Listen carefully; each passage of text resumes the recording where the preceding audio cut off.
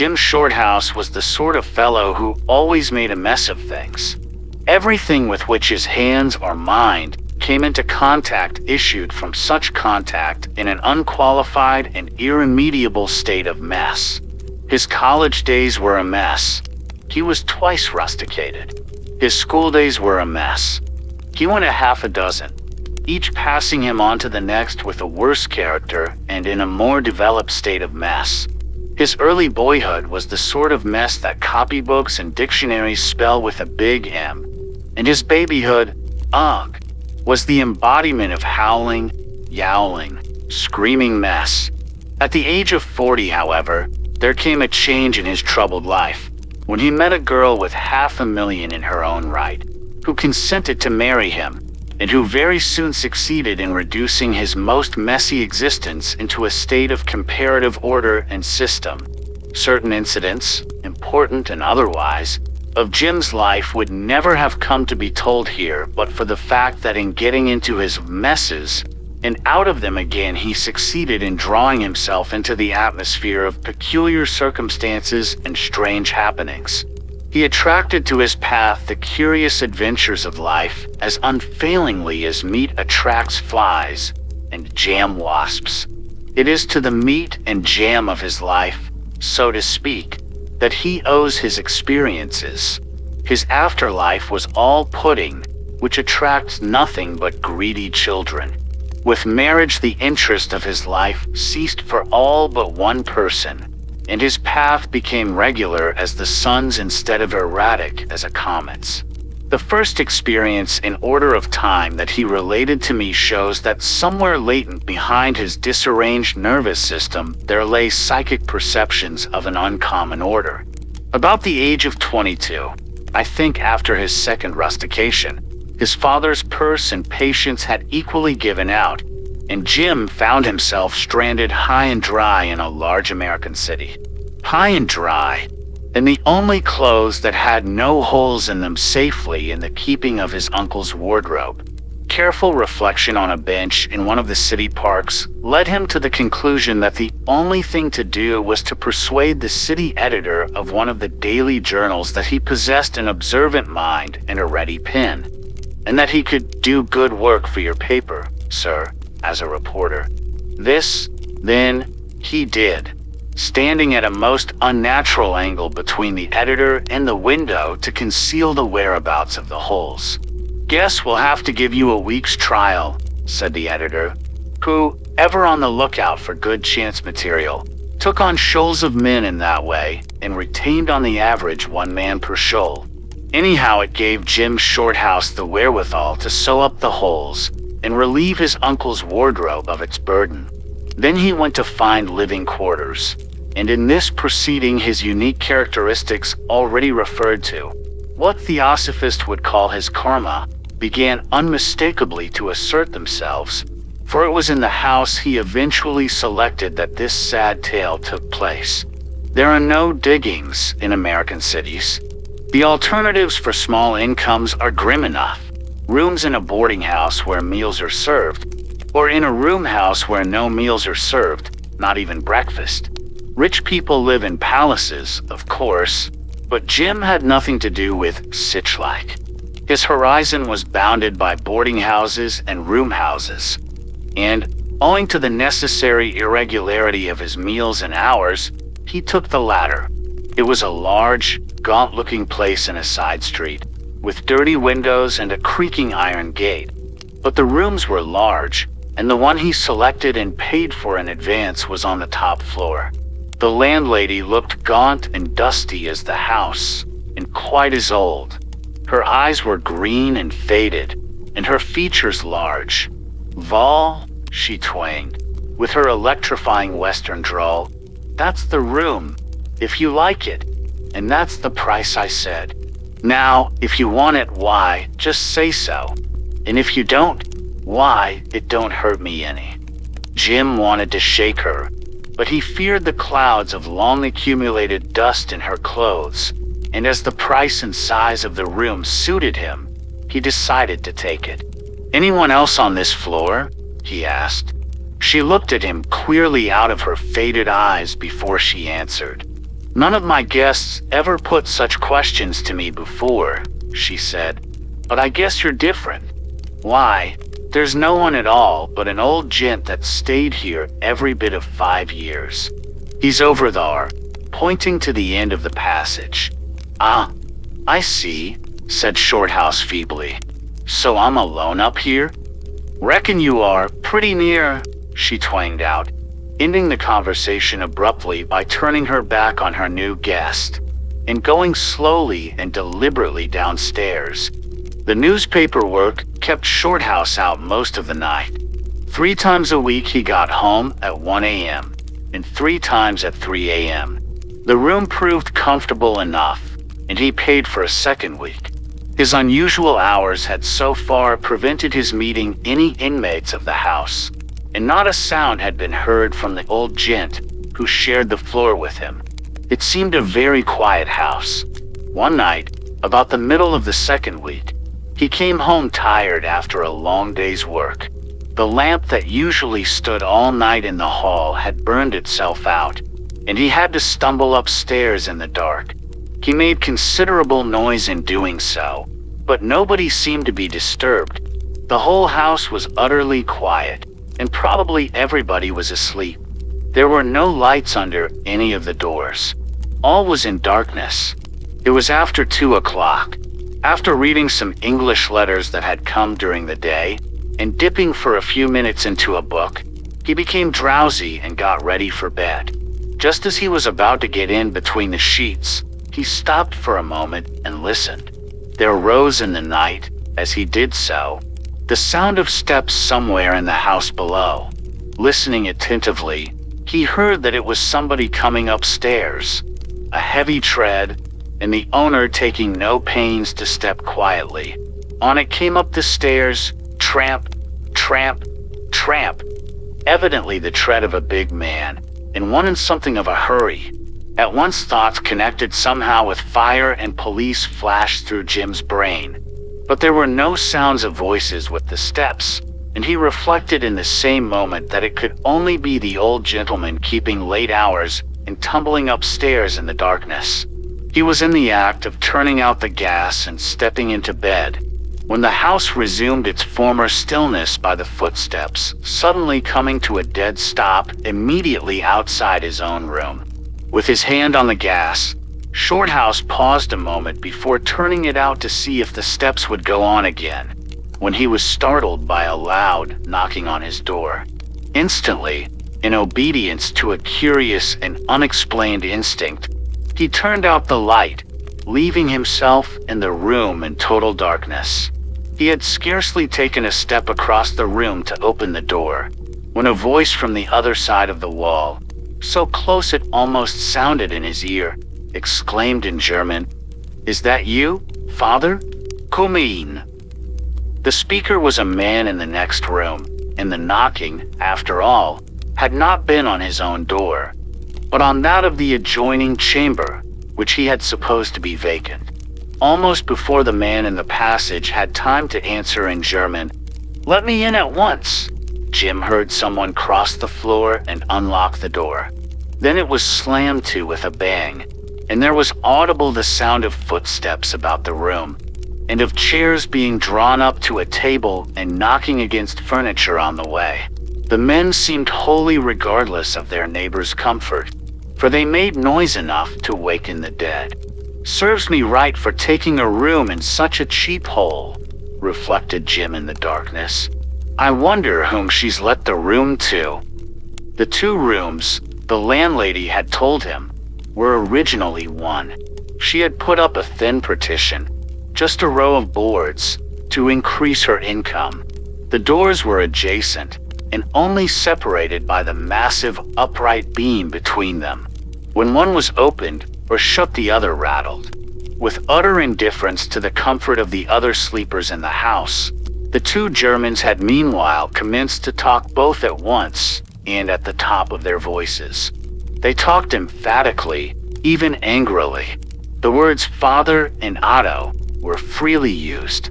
Shorthouse understood German, but as he stood listening for the first minute or two, an eavesdropper in spite of himself, It was difficult to make head or tail of the talk, for neither would give way to the other, and the jumble of guttural sounds and unfinished sentences was wholly unintelligible.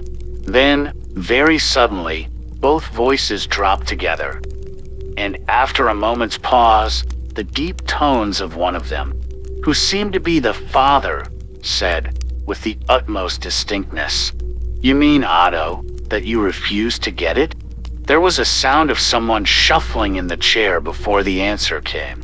"I mean that I don't know how to get it. It is so much, Father. It is too much. A part of it." "A part of it," cried the other, with an angry oath. "A part of it, when ruin and disgrace are already in the house, is worse than useless. If you can get half, you can get all. You wretched fool. Half measures only damn all concerned. You told me last time," began the other firmly, but was not allowed to finish. A succession of horrible oaths drowned his sentence, and the father went on, in a voice vibrating with anger. "You know she will give you anything. You have only been married a few months. If you ask and give a plausible reason, you can get all we want and more. You can ask it temporarily. All will be paid back. It will re-establish the firm, and she will never know what was done with it. With that amount, Otto, you know I can recoup all these terrible losses, and in less than a year all will be repaid. But without it, you must get it, Otto. Hear me, you must.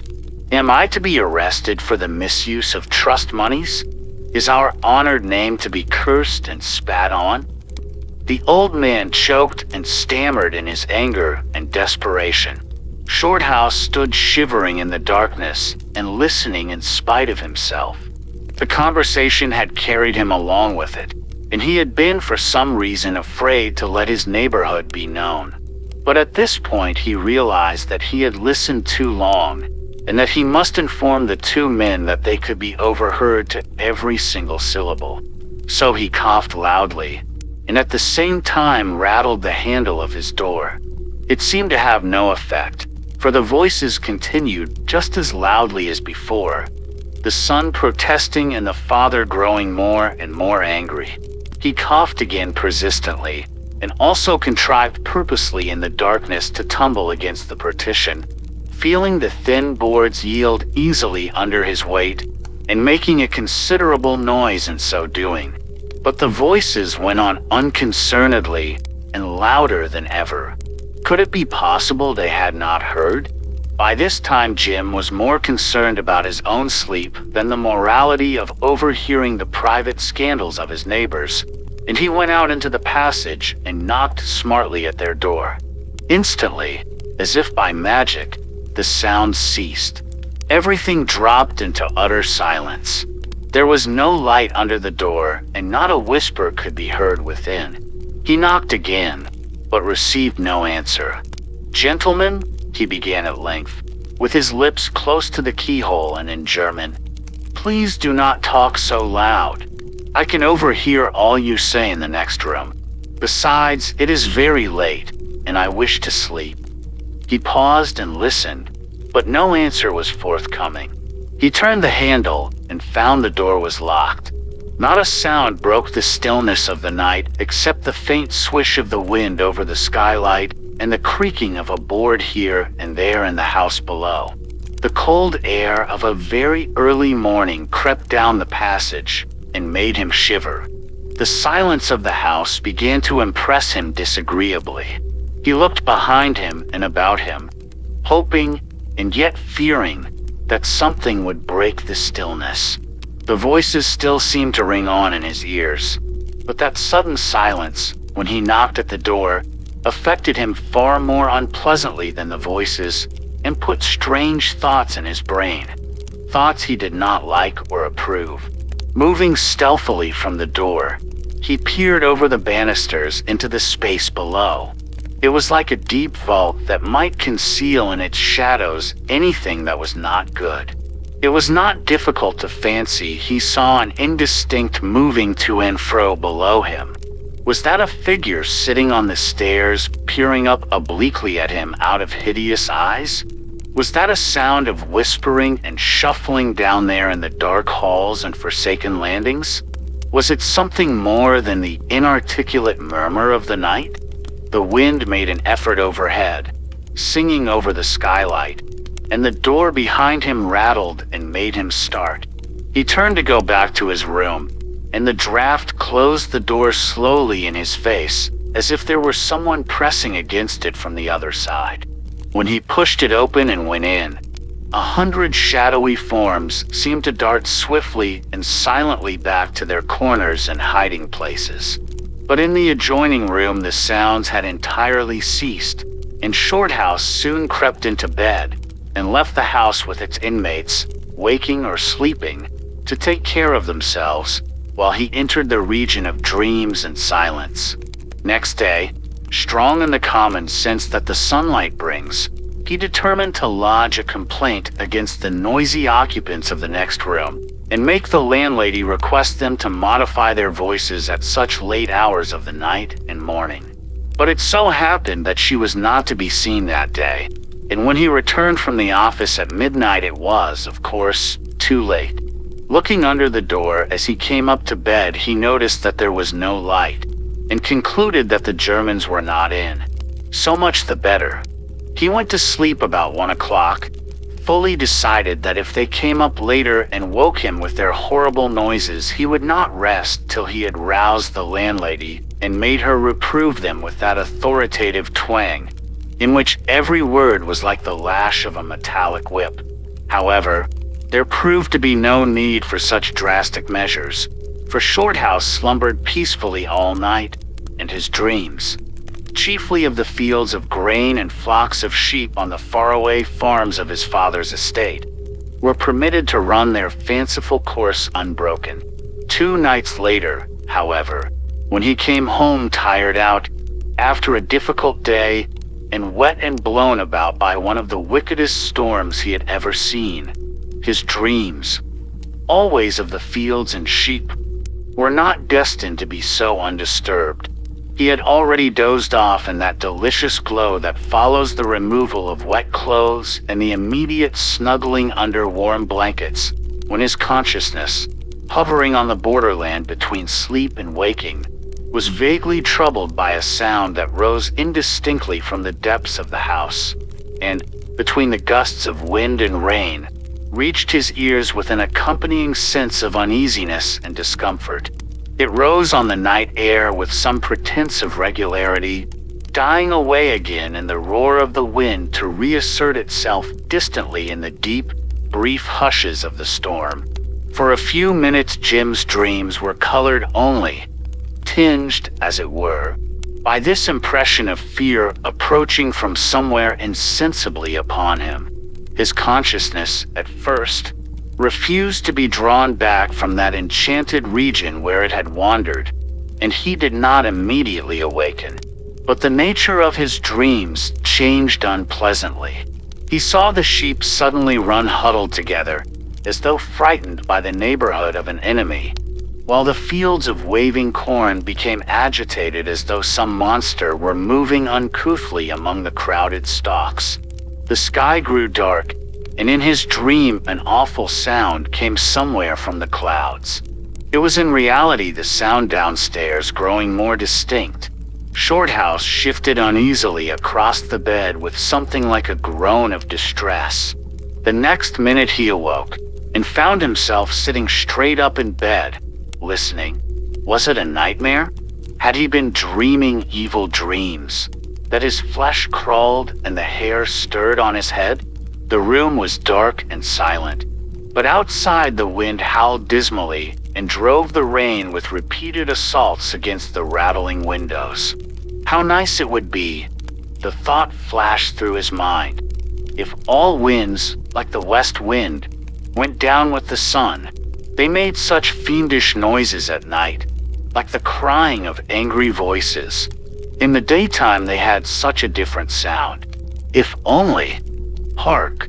It was no dream after all, for the sound was momentarily growing louder, and its cause was coming up the stairs.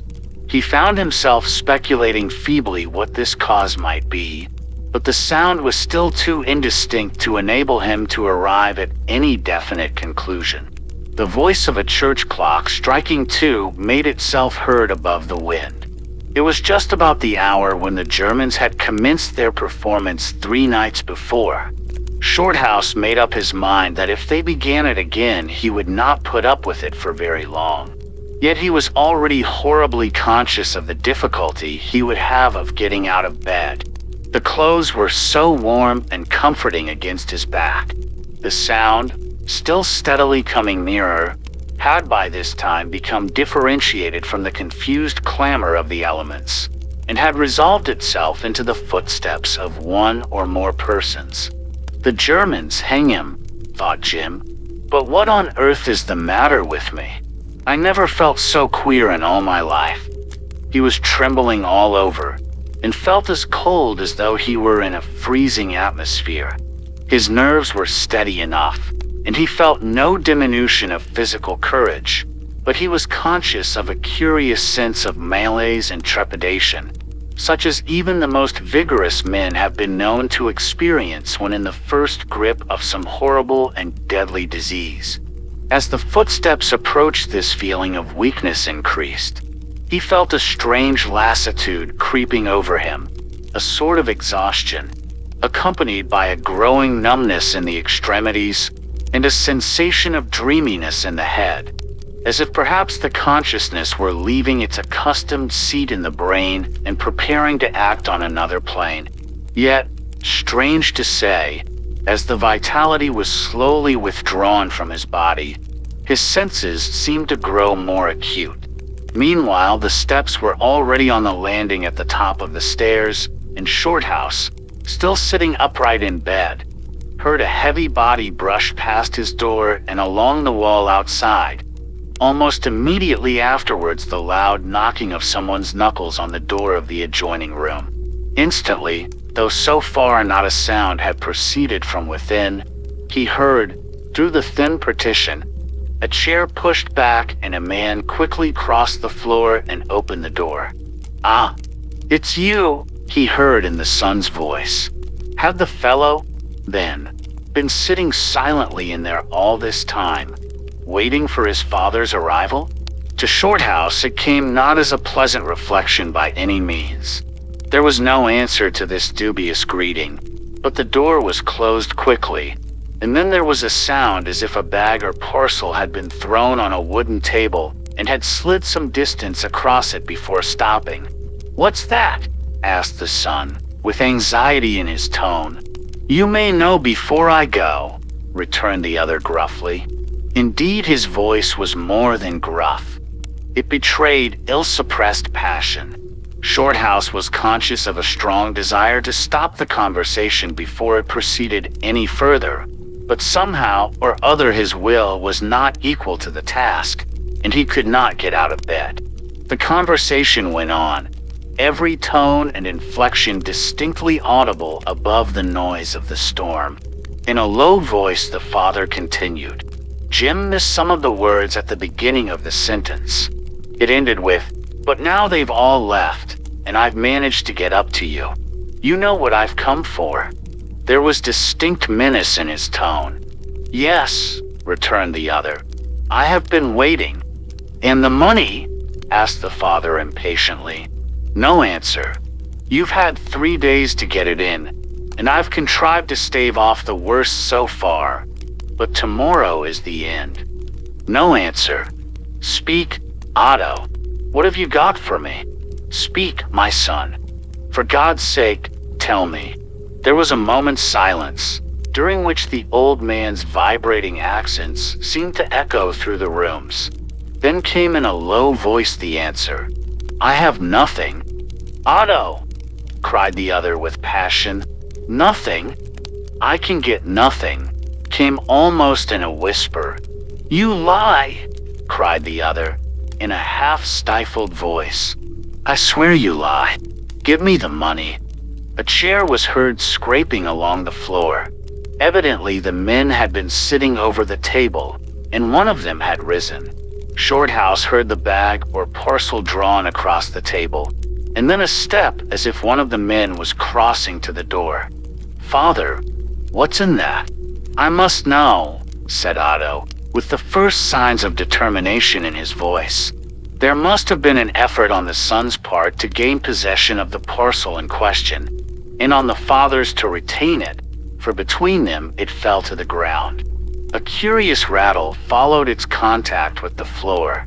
Instantly there were sounds of a scuffle. The men were struggling for the possession of the box, the elder man with oaths and blasphemous imprecations, the other with short gasps that betokened the strength of his efforts. It was of short duration, and the younger man had evidently won, for a minute later was heard his angry exclamation. "I knew it! Her jewels! You scoundrel! You shall never have them! It is a crime!" The elder man uttered a short, guttural laugh, which froze Jim's blood and made his skin creep. No word was spoken, and for the space of 10 seconds there was a living silence. Then the air trembled with the sound of a thud, followed immediately by a groan and the crash of a heavy body falling over onto the table. A second later, there was a lurching from the table onto the floor and against the partition that separated the rooms. The bed quivered an instant at the shock, but the unholy spell was lifted from his soul, and Jim Shorthouse sprang out of bed and across the floor in a single bound. He knew that ghastly murder had been done, the murder by a father of his son. With shaking fingers but a determined heart, he lit the gas, and the first thing in which his eyes corroborated the evidence of his ears was the horrifying detail that the lower portion of the partition bulged unnaturally into his own room. The glaring paper with which it was covered had cracked under the tension, and the boards beneath it bent inwards towards him. What hideous load was behind them? He shuddered to think. All this he saw in less than a second. Since the final lurch against the wall, not a sound had proceeded from the room, not even a groan or a footstep. All was still but the howl of the wind, which to his ears had in it a note of triumphant horror. Shorthouse was in the act of leaving the room to rouse the house and send for the police.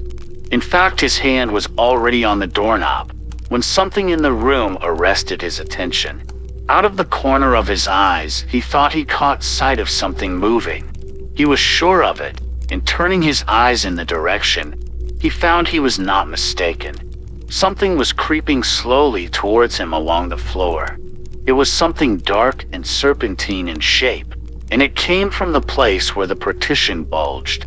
He stooped down to examine it with feelings of intense horror and repugnance, and he discovered that it was moving toward him from the other side of the wall.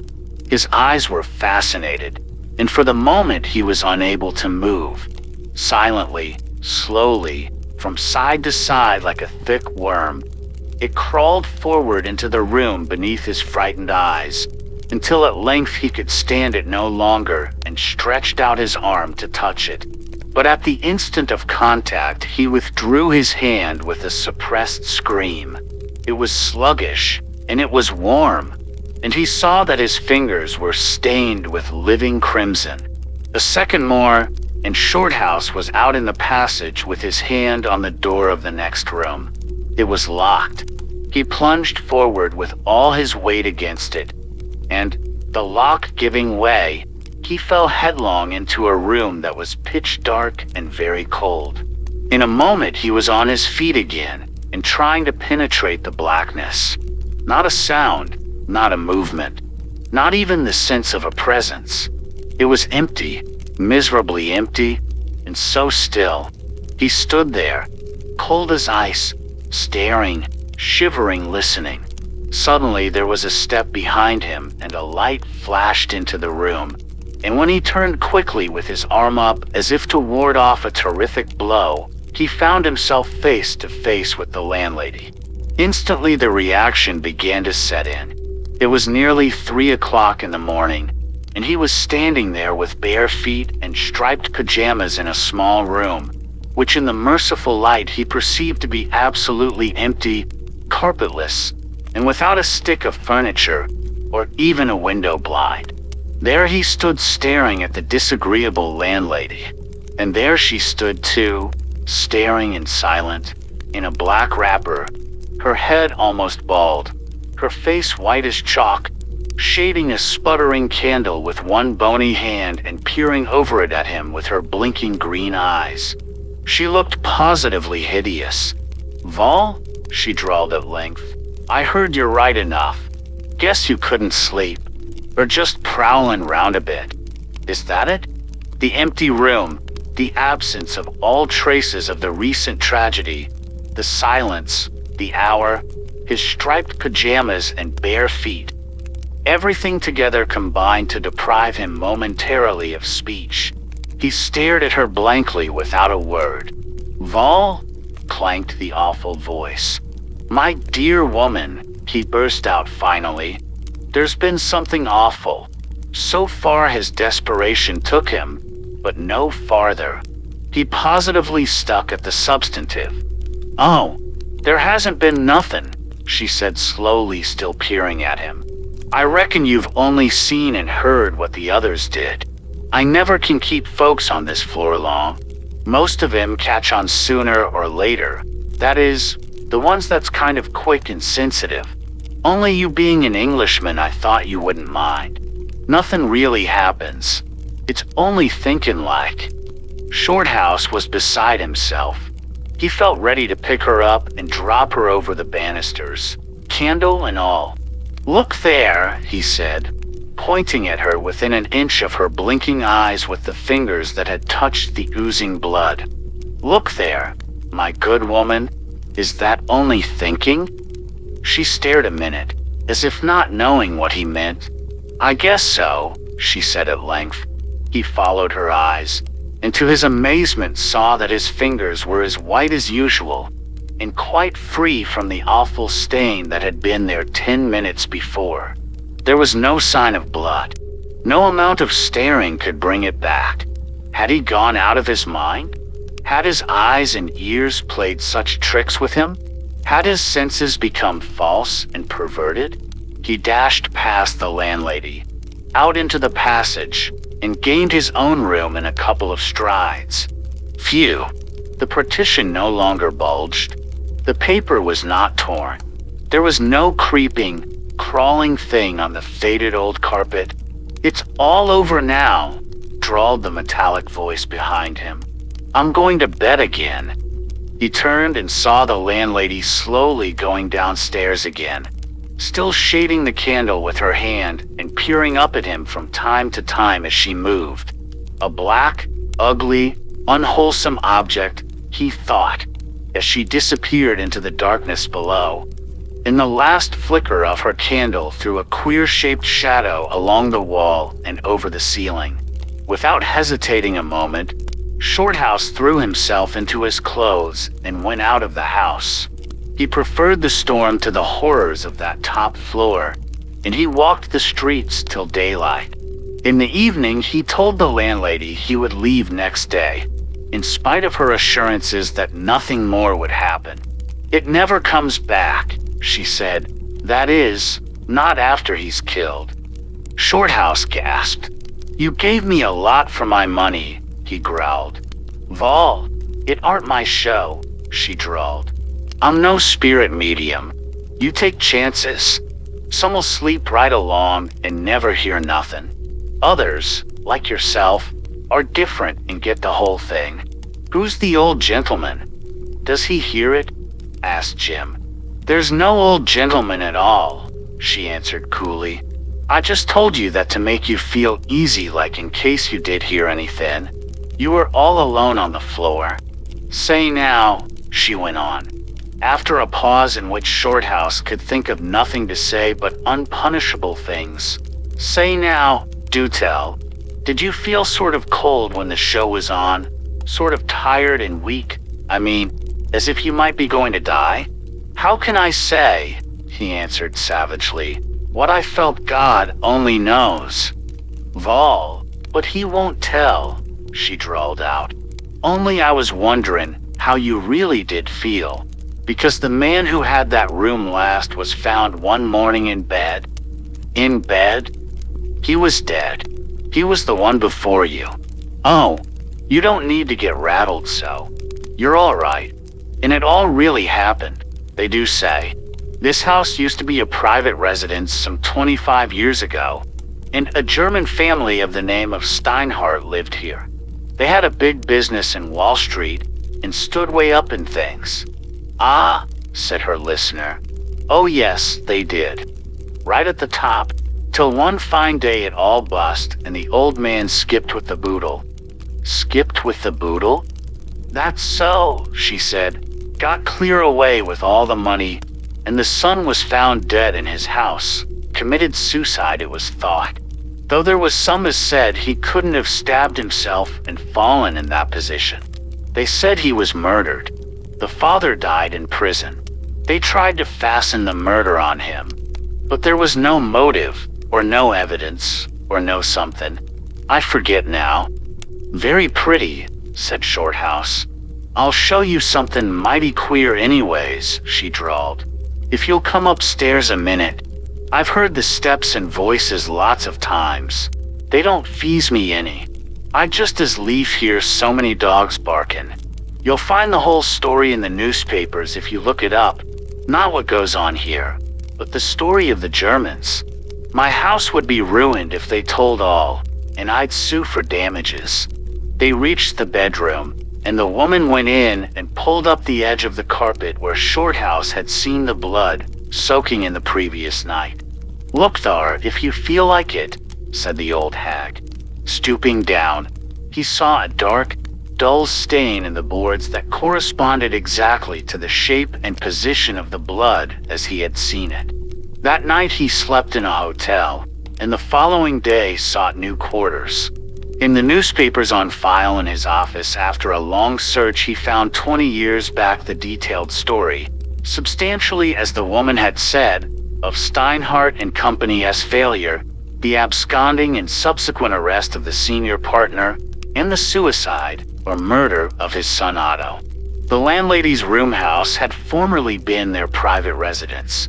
Thank you for watching. Please like, share, and subscribe for more similar horror stories.